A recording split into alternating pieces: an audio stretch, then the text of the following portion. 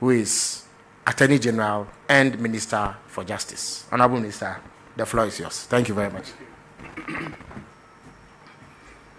Thank you very much, Honorable Minister for Government Communication.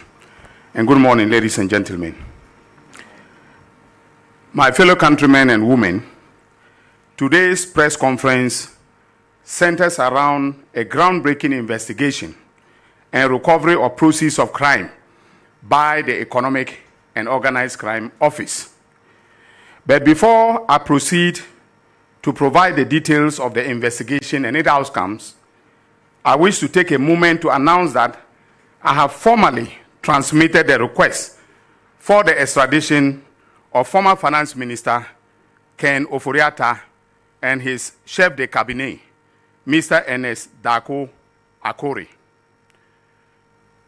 You will recall that the Office of the Special Prosecutor investigated acts of corruption and corruption-related offenses by the former Finance Minister and his accomplices, and proceeded to file charges in the High Court of Justice against them.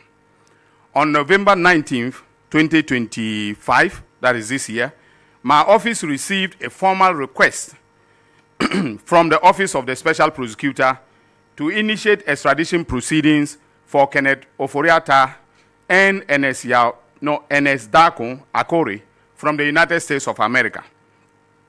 Following a preliminary review, our International Cooperation Unit observed that certain aspects of the request require clarification and enhancements to align with the applicable legal and procedural requirements.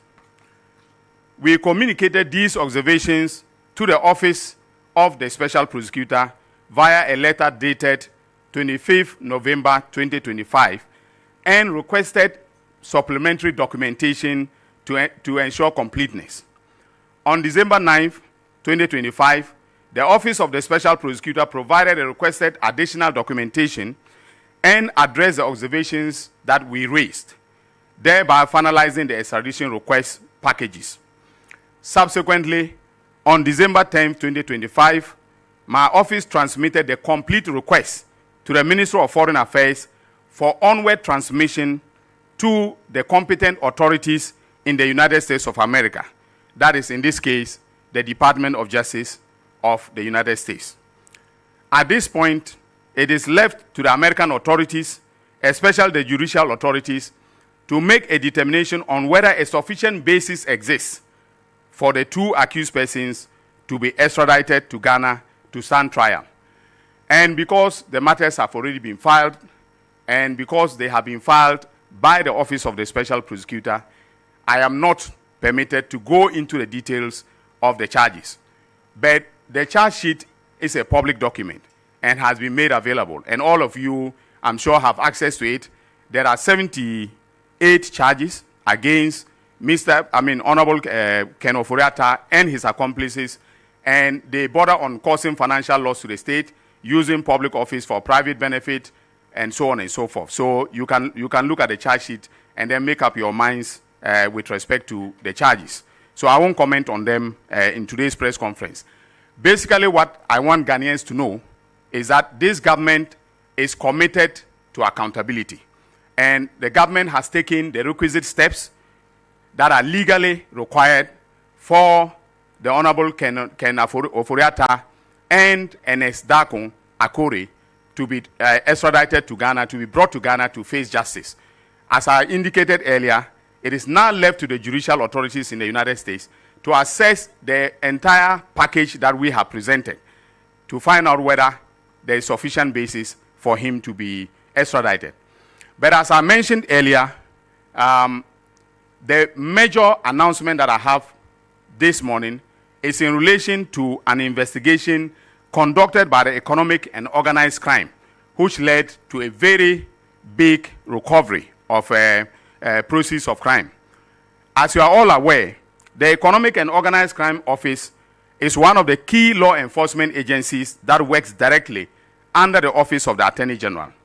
Since assuming office as the Attorney General, I have worked closely with the Executive Director of the office, that is EOCO, Mr. Raymond Archer, and the management and staff of the EOCO to ensure that the fight against economic and organized criminal enterprises is sustained. The investigation I'm about to announce and the results of that investigation demonstrate the commitment of the Economic and Organized Crime Office to the fight against organized criminal enterprises. The investigation, which by the way is still ongoing, was complex and at the same time groundbreaking. In or around 2019, a criminal network comprising mostly of Chinese and Malaysians targeted both Ghanaian and British citizens using e-commerce websites and online fraudulent investment schemes. The gang established a Ghanaian company in 2019 to front their criminal enterprise. According to official records obtained by the Economic and Organized Crime Office, the company's principal business was described as general trading and online trading and marketing. This is how the criminal enterprise worked. The victims were permitted to purchase products online from the company's e-commerce website by paying a registration fee. Once the victims signed on, they were encouraged to purchase investment packages, which range from 770 Ghana cedis to 9,240 Ghana cedis. The criminals developed attractive flyers to promote fraudulent investment and categorize the investment into classes. So they had VIP 1, VIP 2, VIP 3, VIP 4 to VIP 5. And depending on the package, the price would enhance or increase.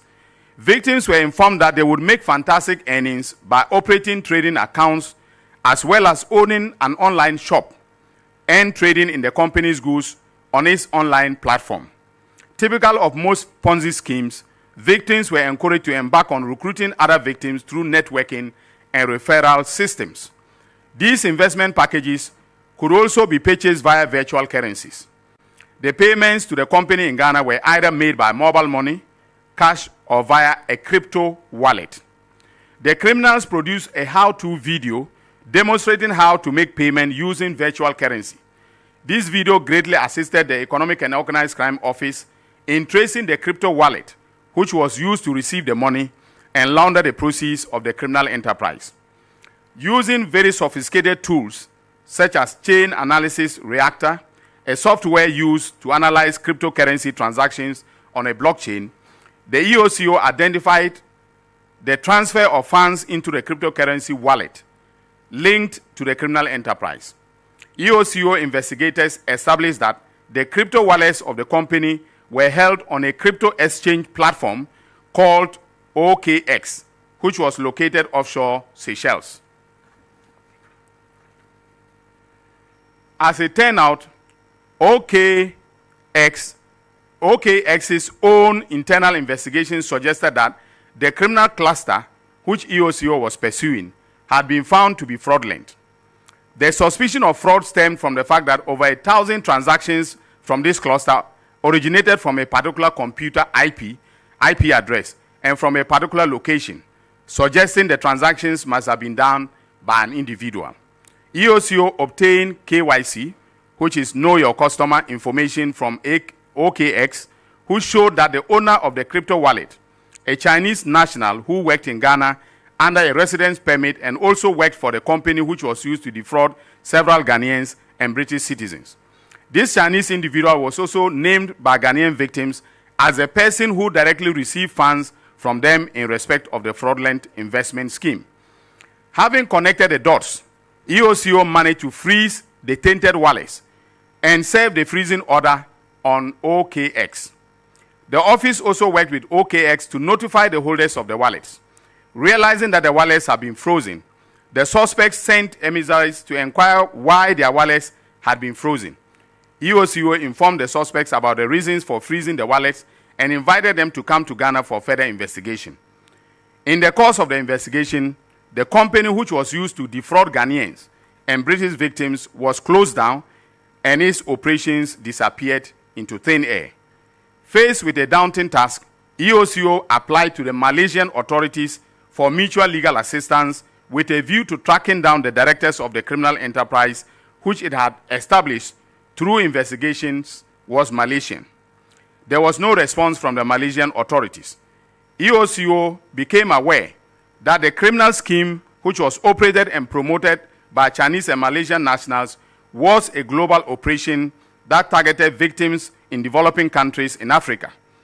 Therefore, and faced with the lack of cooperation from the Asian authorities, EOCO turned to the National Crime Agency of the United Kingdom for assistance and also enlisted the services of Comply Crypto Depository, a crypto asset management and realization company based in the UK, to facilitate the transfer of the tainted virtual assets from all the 4 seized crypto wallets that received the virtual currency transfers from the criminal cluster to a virtual asset custodian company called Zodiac Custody. Zodiac thus worked with EOCO to hold the virtual currencies under the control of the applicant, that is EOCO, until the assets were realized in fiat value and transferred into a bank account in the name of the applicant. EOCO then turned to Ghana's judiciary and obtained a High Court order on May 27, 2025, to the effect that OKX should transfer all crypto assets in its custody to Zodiac, and for Zodiac also to realize same into currency, fiat currency, and pay its dollar equivalent into the EOCO exhibit account. Additionally, the High Court ordered that upon the receipt of the funds, EOCO should cater to the victims of the crime. Through this approach, EOCO successfully used our local laws to freeze and recover virtual assets hidden in foreign jurisdictions. As a result, on November 19, 2025, Zodiac Custody successfully converted the said crypto assets of the criminal enterprise and paid same to EOCO's exhibit account in the amount of 15,191,730 United States of American dollars and 13 cents. As demonstrated above, the criminal enterprise targeted our citizens, defrauded them, and laundered the criminal proceeds into cryptocurrency such as Bitcoin, USDT, and Ethereum, in an attempt to further hide the proceeds from the reach of Ghana's law enforcement. With this recovery, millions of funds which were looted out of the country have been successfully returned to our motherland. In the coming days, EOCO will enter into a second phase of this case, which will involve screening both Ghanaians and British victims for restitution. As His Excellency the President, John Dramani Mahama, stated during a recent press conference, Ghana will no longer be a safe place for any form of criminal activity which seeks to target our economy, our financial system, and our citizens. This case should therefore serve as a clear warning that EOCO has developed the capability to investigate and recover virtual assets such as cryptocurrency, and that no foreign jurisdiction is too far from the long arm of Ghanaian law enforcement. Since EOCO's Shiza, the international law enforcement community has been buzzing with excitement about what they consider to be a remarkable innovation and success in modern law enforcement through the use of the non-conviction-based asset recovery approach to recover such substantial sums of money. The use of local laws to target, freeze, realize, and repatriate proceeds of tainted virtual assets in foreign jurisdictions. On November 5th, 2025, both the National Crime Agency of the UK and the National Economic Crime Center of the United Kingdom wrote to congratulate EOCO for this incredible achievement. Consequently, I would like to take the opportunity to thank the hardworking and dedicated staff of the Economic and Organized Crime Office, especially the Executive Director, Mr. Raymond Acha, and his 2 deputies, who endured tireless days and nights in ensuring that these foreign criminals who targeted our economy and our citizens were denied the proceeds of their criminal enterprise. I would also like, on behalf of the Economic and Organized Crime Office, and also on my own behalf, to thank our partners, especially the National Crime Agency of the United Kingdom, whose relentless support and guidance has been instrumental in the success of this case. I would like also to thank our third-party non-state actors such as Zodiac, Custody UK, Chain Analysis UK, OK Exchange UK, and the European banks, whose understanding and compliance have paved the way for a breakthrough in innovative cryptocurrency investigations for a safer and credible virtual asset space that protects the vulnerable and ensures accountability. Most importantly, the Economic and Organized Crime Office and my office would like to extend our utmost gratitude to Ghana's judiciary for their pioneering role in studying and guiding us through the complex case, which is going to set a new benchmark for international law enforcement, especially on the continent of Africa in respect of how to apply local laws to target virtual assets in foreign jurisdictions. In particular, the EOCO would like to thank her leadership, Justice Gwendolyn Millicent Owusu of the High Court Economic and Financial Crime Division for her leadership, guidance through the process. Without her understanding of the complexities of this case, that this achievement would nearly have been impossible. As you may have realized, we have omitted the names of the criminal entities, names of individuals, as well as the names of the victims. This is because this case remains active and is open. Ladies and gentlemen of the media, my fellow countrymen and women, the Economic and Organized Crime Office as a law enforcement agency has seen rapid transformation in the execution of its statutory mandate. This has been evident in the work that the office has done in this year alone. You recall that two high-profile cases, investigations involving the National Signal Bureau and the Buffer Stock Company have been completed and are, before the courts for trial. And trials have started, in both cases. Other dockets have been completed and are awaiting review by my office prior to charges being filed. And I'm sure the Minister for Government Communications will confirm later that we have another announcement to make on Monday involving some high-profile, politically exposed persons that got themselves involved in certain criminal activities. Now, in terms of recoveries, the Economic and Organized Crime has exceeded the 2025 target, which was set at 200 million. Recoveries currently stand at 337.4 million. This figure means that it has exceeded its 2025 recovery by over 133.4 million. This is the highest recovery in the history of the agency. The recovery represents completed cases of both direct and indirect recoveries. Direct recoveries are recoveries that are deposited directly into the exhibit account of the office. This currently stands at about 194 million. Indirect recoveries, on the other hand, are recoveries that are paid directly to either GRA or the consolidated fund. This amount stands at 142.6 million. The success story of the Economic and Organized Crime Office shows that institutions matter, but institutional leadership is crucial to the success of the institutions we create as a country. The current leadership of the EOCO shows that when leadership bestows integrity, institutions perform their mandated functions optimally. At the national level, we are witnesses to the leadership being provided by His Excellency John Dramani Mahama. Without his committed support for my office and the EOCO, we would not have been here today. We are grateful for that support.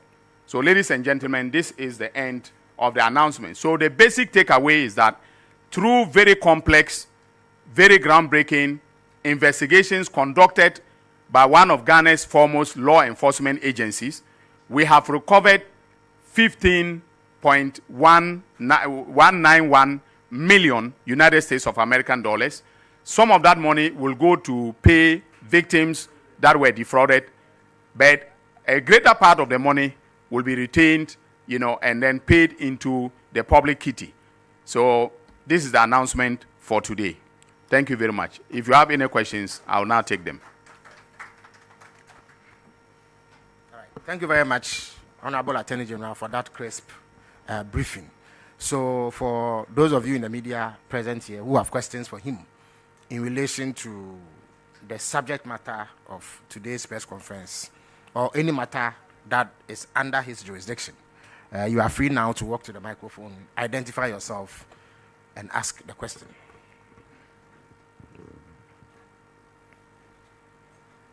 Hello, good morning. My name is Shadrach. Good to see you. Odame, My friend Odame. How are yes, I'm back. you? Please go ahead, yeah. Metro TV Ghana. Yesterday, prior to his presentation today, I was going through social media and I saw this. It says, how does the Attorney General answer Ghanaians who said the extradition order should cut both ways, such that when the U.S. wants someone extradited to U.S., we also exchange with someone on Ghana's wanted list, i.e. Ken Oforiatta for Abu Treka? Thank you. All right. In other words, you are saying that there should be reciprocity. Okay. It's a valid question. Is there any other question, please?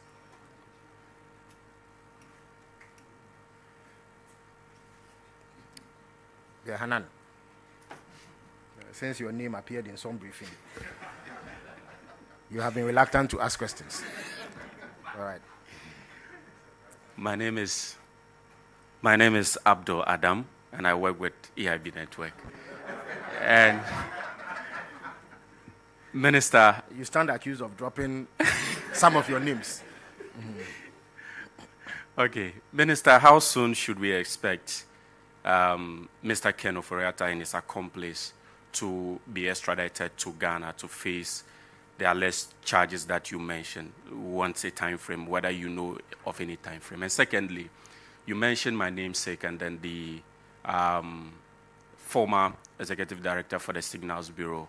And the last time you were in court, represented by your deputy AG, the head of finance at the National Signals Bureau is said to have contradicted what you made public the last time, that some amount of 7 million Ghana cedis in terms of transfer were made, dollars rather, was made. But then the head of finance at the National Signals Bureau is said to have contradicted what you said, bringing back arguments that you ought to file your charges rather than announcing these charges in the media.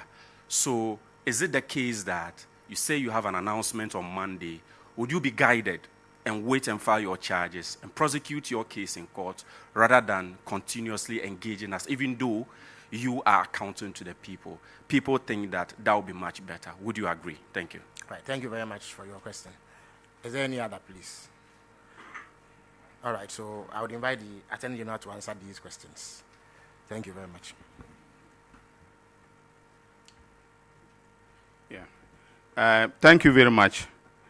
The first question relates to the principle of reciprocity, whether we should expect that the U.S. authorities, having taken some Ghanaians by way of extradition to the United States of America, will also, in exchange, reciprocate by extraditing Ken Oforiatta to Ghana.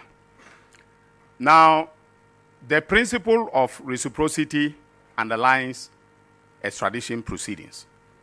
And usually, without a bilateral treaty or a multilateral treaty arrangement that obligates a state to extradite persons accused of crime that are found within its territory to another country, usually extradition cannot take place.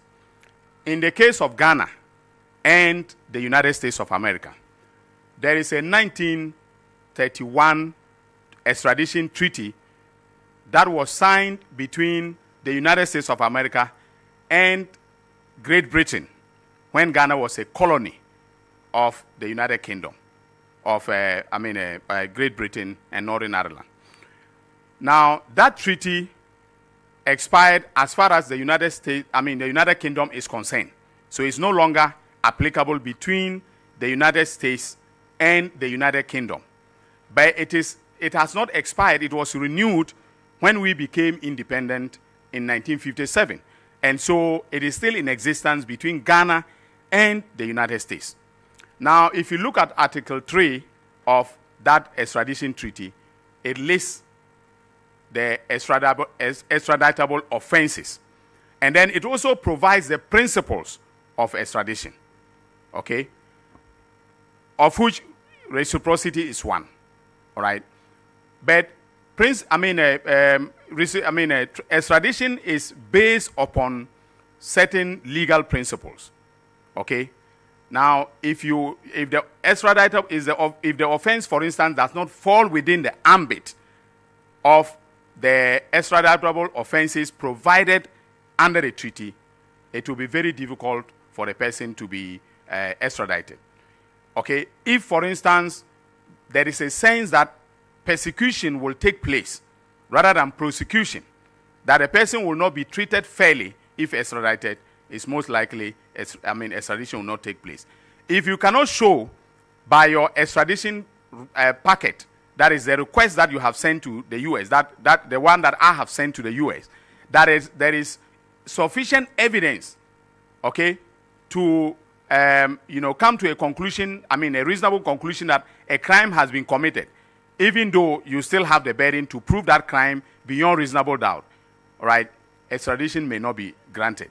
So the basic point I want to make is that, yes, the principle of reciprocity applies, okay, and I would have been very happy to hand over Abutrika as I have done, okay, and then get Oforiata quickly in return, all right? But usually, the extradition proceedings take place in a court of competent jurisdiction. In our case, that is the district court, all right? In the U.S., it will also be the federal district court. Now, mind you, the person who is the subject matter of extradition will fight it in court. Okay, so the American authorities won't just take my request and say, here you are, here is Ken Oforiata, and then here is, his other accomplished, and you take them, and then they can face trial. It will have to go through court proceedings in the U.S., all right?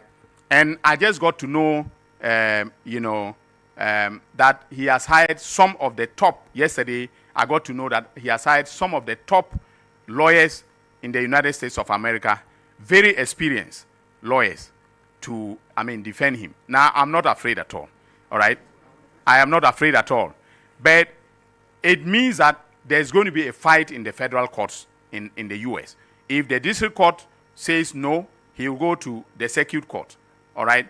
If the circuit court says no, he's entitled to go to the U.S. Supreme Court to fight his case. So I cannot tell you that he will come tomorrow or he will come the next day, okay? And I'm just being honest. Accounting to the people means being explicit and truthful. So this is what, we are faced with. But I have, on behalf of the government of His Excellency John Dramani Mahama, we have taken the requisite steps to bring him to Ghana to face trial. And if I were him, this is his home. He should just join the next flight and come here. Under my watch, he will not be treated unfairly. He will go through due process and be prosecuted just like any other person, just like Kobina Edubohi or Hanan or any of the persons that I have filed charges against. Now, Hanan, you asked you asked two questions. The first one is about how soon. I just wrote how soon, but I think I have forgotten precisely the question that you asked. Okay, yeah. So I have answered that aspect. Now you also talked about some contradictions arising out of the court proceedings. I have stayed away, and deliberately and ethically so, from commenting on the pending proceedings. My approach or strategy is always to inform the Ghanaian public, my fellow citizens, of what I have found in the investigations. I have never pronounced anyone guilty prior to filing charges. All right? And despite what anyone says, all right, I am not going to stop accounting to the people prior to filing charges. That, for me, is the best way to tell the people the steps you've taken, the results you've obtained, all right, before you go and file charges. So I'm not going to abandon that strategy. And I can tell you from where I sit, there was no contradiction. Okay? Whatever happens, $7 million were transferred. Nobody is fighting. Nobody is saying that $7 million were not transferred. All right? From the public BNC into the private BNC. $7 million. The evidence is solid. The day my investigator takes the stand, you will see from his witness statement the documentary evidence, including bank transfer, advice. Okay? Advice slips that show that $7 million was transferred. Counsel for Edubohin, the Honorable Atachia, spent a lot of time cross-examining on the exchange rate. And that is where this whole issue about whether it was 7 million, it was 49 million, or it was, whatever. $7 million were transferred. All right? So the exchange rate for me is of no moment as far as my case is concerned. And ladies and gentlemen, take it from me. Even if I succeed in proving that one city, okay, Hanan, listen to me. You ask the question. Even if I succeed in proving that one city of public money was stolen, I have made my case. So this whole debate about how much was transferred or not is of no moment to me. From a purely criminal law point of view, it is of no moment to me. All right? The judge is not going to strike my case, throw my case out because I have not proven that exactly 49 million was stolen. Once I can prove that even one city was stolen, all right, he's guilty of stealing. All right?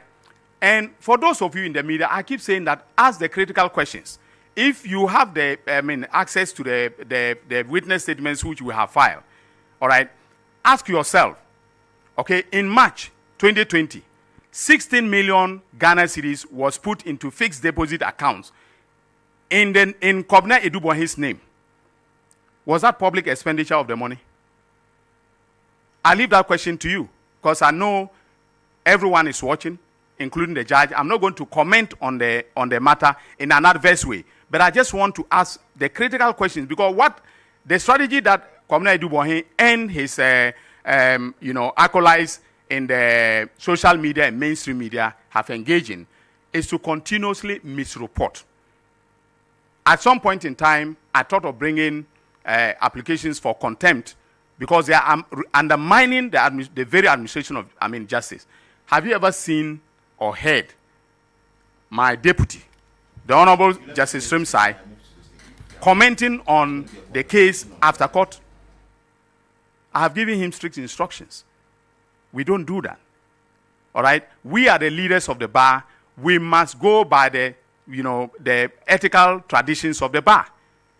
You don't comment on a case in a manner that adversely, affects the case that is being made in court. But this is what they have been doing. So they get bloggers, they pay everyone to be saying things that are not. So, for instance, if you say,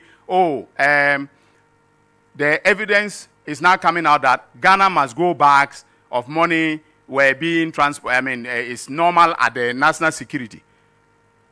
For God's sake, I didn't say, if you look at my case, I never said that Kobna Edubohin stole money in Ghana must go bags. Have I made that case? So what is the relevance of the Ghana must go bags argument? All right, I leave it to you, to your judgment. But if you look at my case, there were bank transfers. And I also have evidence of how the money was spent. Okay? How the money was spent. From March 2020 to August 2020, he had finished spending the $7 million. Whether you are whatever exchange rate of exchange you are using, the money was finished, and I have all the bank details, including transfers of 200,000, 100,000, who took it and what. I have all of that. All right. So please, the media, ask the critical questions of them, because I have briefed you, I have briefed Ghanaians, I have made my case, to the Ghanaian people. All right. Nothing has contradicted the evidence that I have presented. And mind you, there is no way that I, given my years of professional experience, will come and tell the Ghanaian people one thing when I do not have the evidence to prove it in court. All right? So you watch the space. When my investigator takes the stand, you will understand very well the case that we've made in court. And from all the cross-examination, I don't see anything that is relevant or damaging to the case that I have made in court.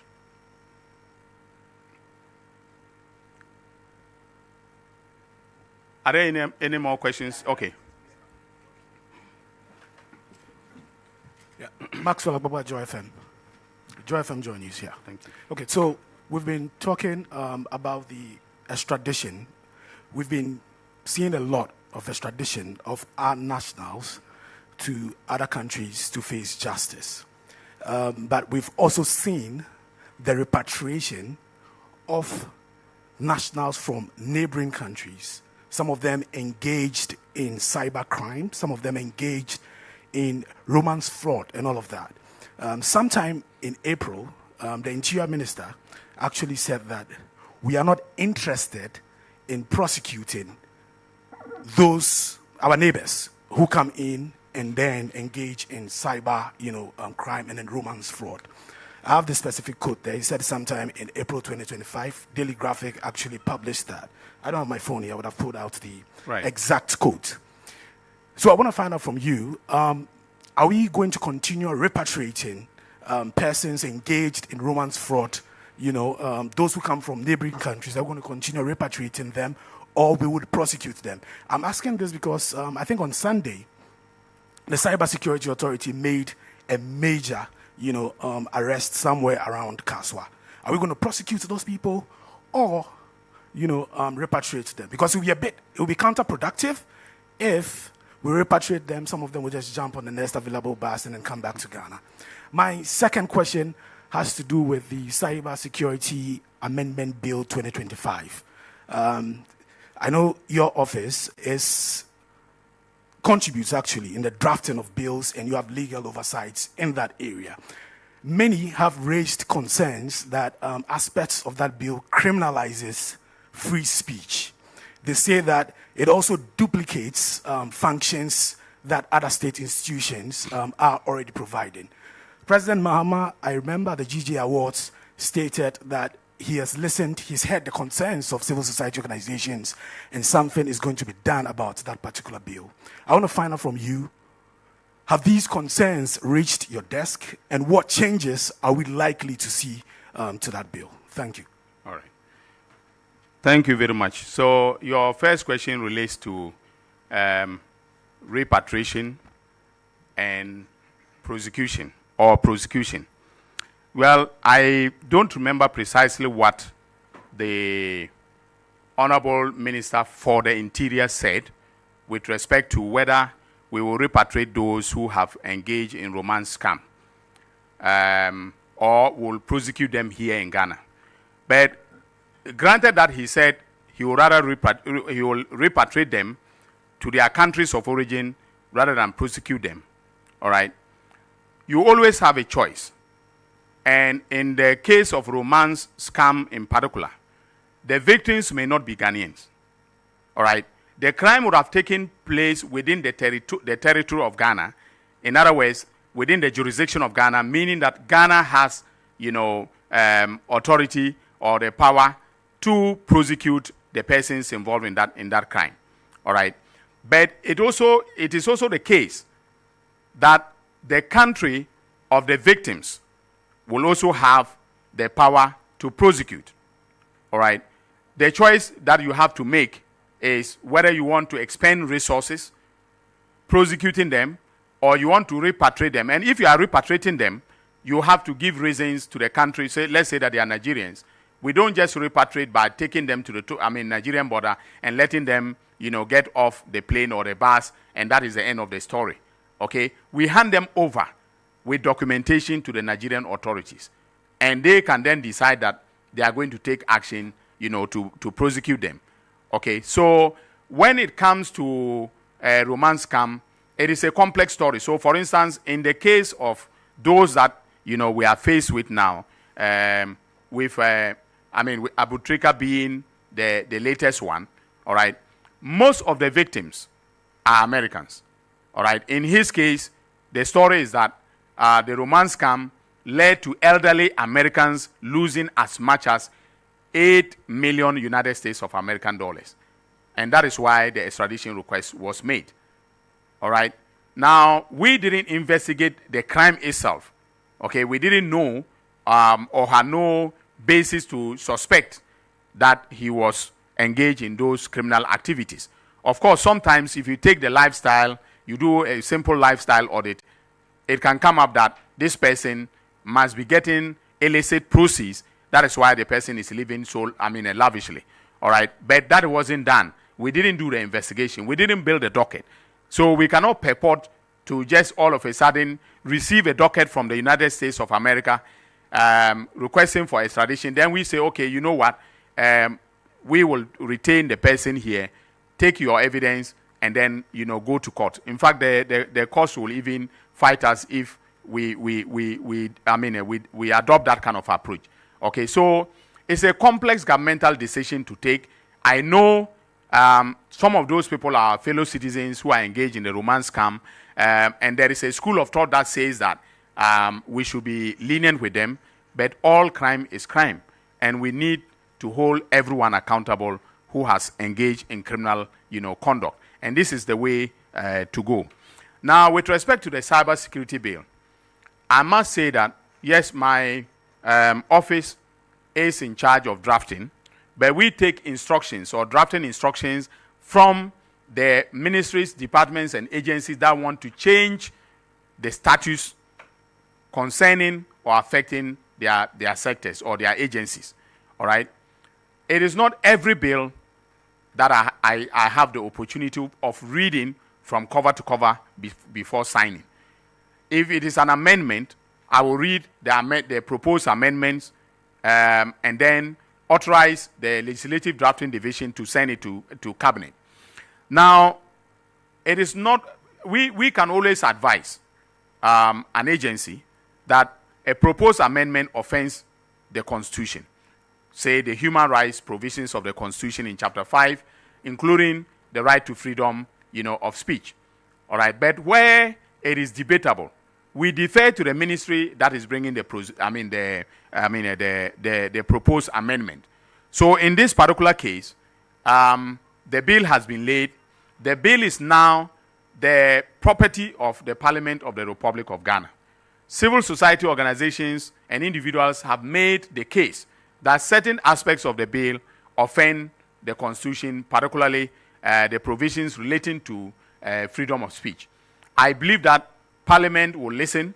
I believe that there will be proposed amendments by committee members and by during the plenary, the consideration stage of the plenary, amendments will be proposed. And I believe that ultimately, okay, some of the deleterious provisions that have been complained about will be refashioned in a way that will conform to the Constitution. If I have the opportunity to re-examine the bill, and also if, even if it is passed, all right, I can tell the president not to sign it if I am convinced that the bill offends the Constitution and laws, existing laws of this country. Good afternoon. My name is Emmanuel Romeo Tete, and I report for Ahoto FM. AG, please, I want to know what will distinguish your tenure from that of your predecessors in terms of justice delivery and the rule of law. And secondly, at the end of your tenure, what single reform will you want Ghanaians to remember you for? Thank you. Well, okay. A quick update. I wanted to find out if there is any update on ex-Maslok CEO, Sedinam Tamaklo, who was sentenced and is receiving treatment abroad. Anything we can get. Thank you. Okay. AG, I'm back again. Yes, AG, you are welcome. You responded, even though I don't have an opinion on it, but I think that I still disagree with you. But I'll move on to my next question, which still has to do with the Keno Foriata issue. there's a whole issue surrounding the OSP handling the prosecution or the case involving the former finance minister. And some have argued that, including civil society, that this case be handled by your office. As you have submitted a formal extradition request to the U.S. authorities, is it the case that you will consider handling this case from the office of the special prosecutor? Thank you. Yes. Right. So the first twin questions related to my tenure as Attorney General. I think it's too early, for me to... I am consumed with work, consumed in making sure that the promises made by His Excellency John Dramani Mahama in our NDC manifesto, especially in relation to oral, all right, are carried out. I want the president to stand tall and be justified for what he said to Ghanaians to get elected. So I don't even think about what Ghanaians will say is my best legacy, right? I work and I want to leave the work to speak for itself. I do my best and I leave the rest to God. So I'm not someone who is thinking about legacy. But if there's one thing that I individually championed and which the party itself took up very strongly, and Mr. President took it up very strongly, is professional legal education reform. And I think I've had the occasion to tell the media that I drafted a bill in opposition, optimistically waiting for His Excellency to come to power for us to implement the reforms. I have laid a bill in Parliament. We just had a meeting with the General Legal Counsel where I did a presentation of the new reforms that are contemplated by the bill. I think it is one thing that is going to transform professional legal education in Ghana. And if it is successful, maybe in future I will look back and say this was a good thing that I did. And Ghanaians will look back and say it was a good thing that I did. But other than that, I don't work and think about whether I'm going to... I just do my work as best as I can and ethically as possible, and then I leave the rest to be judged by the people of this country. Now, the other thing is about... The other question relates to the Maslock CU, the former Maslock CU. I had to answer questions in Parliament in relation to her, and that is in relation to her extradition. And I did indicate to Parliament that in July of 2024, the formal request for her extradition was put in by my predecessor, right?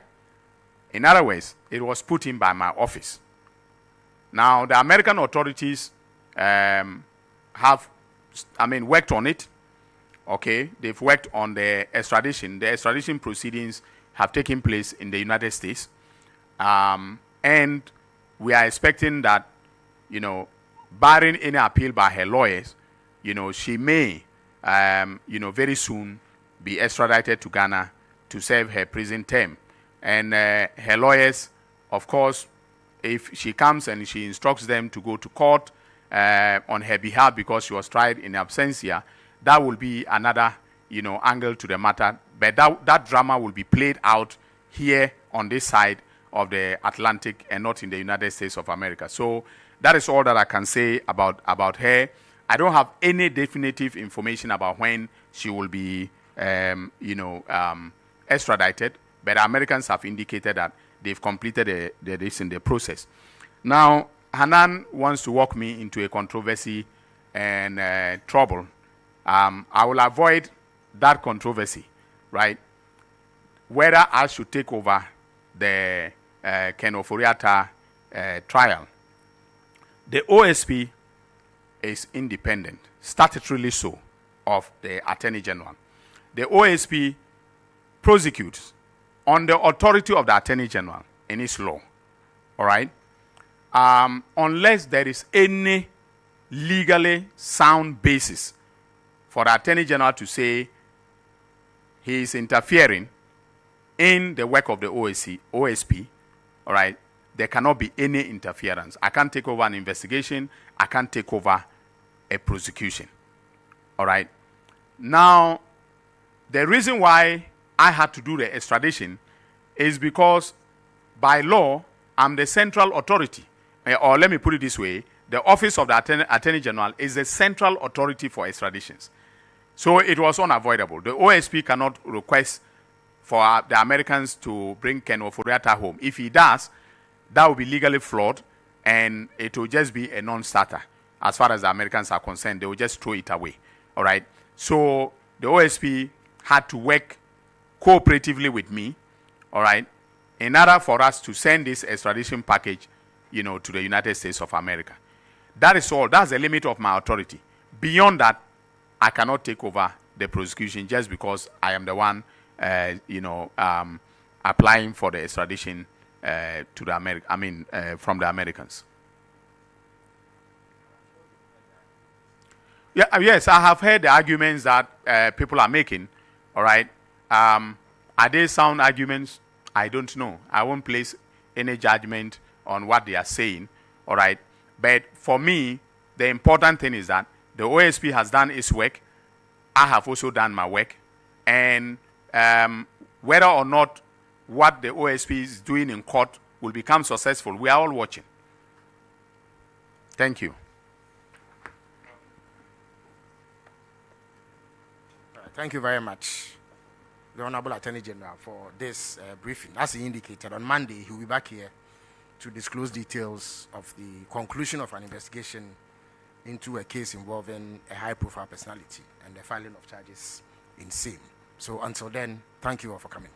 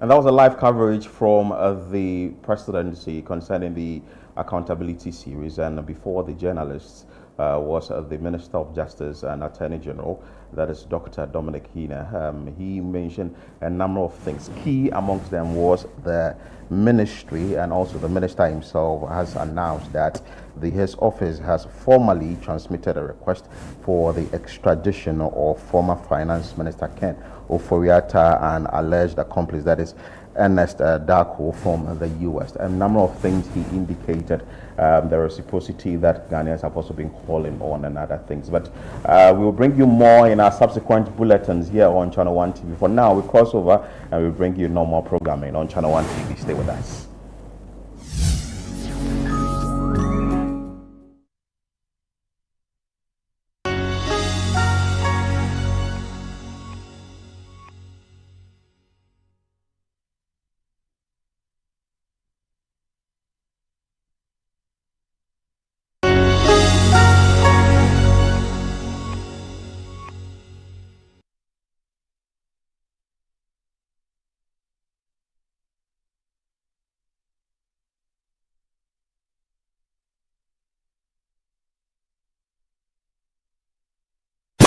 This Christmas Eve, skip the ordinary and step into the extraordinary.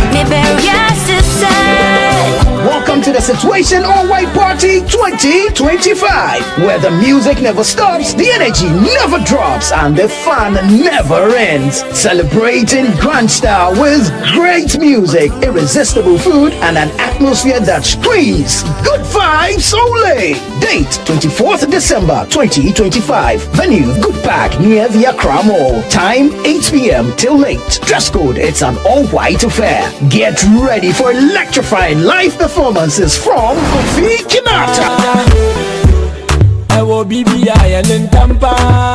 Kwabua, Perez Music,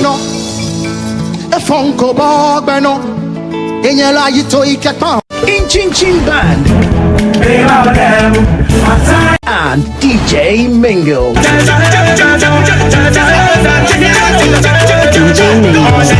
Your best all-white fit. Bring your dancing shoes and let's light up the night together. Book your tables now. Call 0205-973-973 or 0558-973-973. It's Christmas Eve. Don't miss it.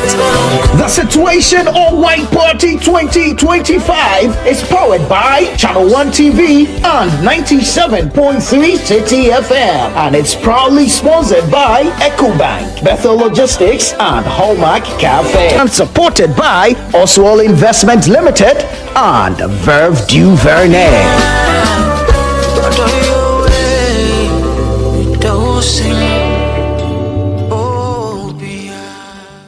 What's the longest river in Africa? Longest river in Africa. Yeah.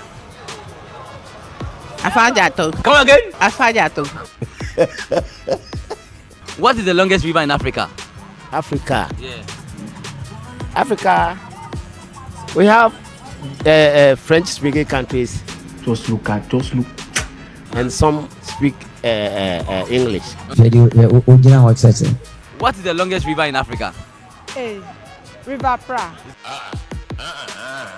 What is the longest river in Africa? River. Is it Pra? Jesus! What? River Pra. Say that again. River Pra.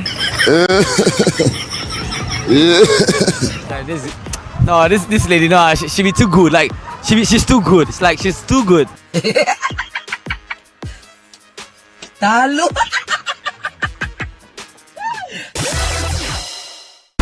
every closed door, a secret is waiting to explode. Always been regarded as a useful and a sound party person.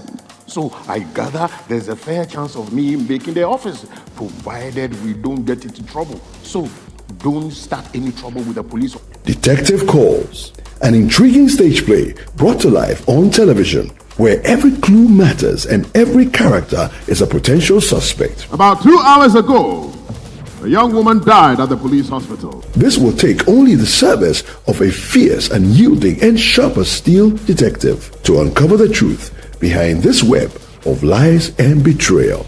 And so, you use...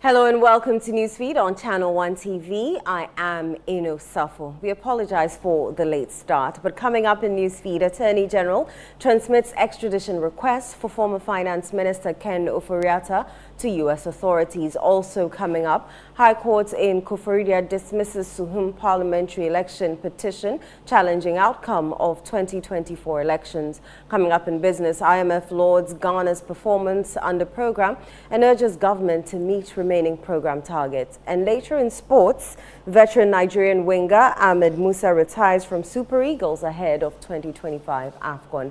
The details of our stories now.